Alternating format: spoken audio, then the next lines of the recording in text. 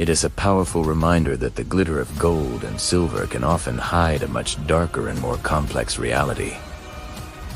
Now let's return our focus to Jamaica. However, let's talk a little about religion. Just imagine the first Spanish ships cut through the Caribbean's turquoise waters. They didn't just bring soldiers and steel. They brought words meant to conquer before the first sword was even drawn. Imagine this scene.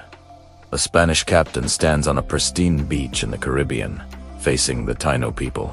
The locals watch, bewildered, as he unfurls a scroll and begins to read.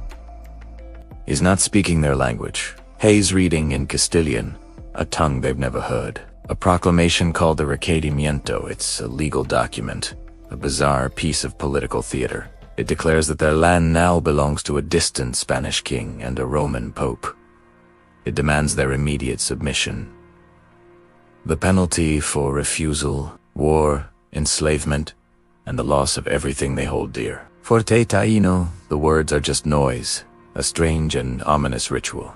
But for the Spanish, this act justifies the horrors to come. The first act of law in this new world was an act of profound, calculated absurdity. Immediately after this verbal conquest, a spiritual one began. Priests would step ashore, raising wooden crosses in the sand.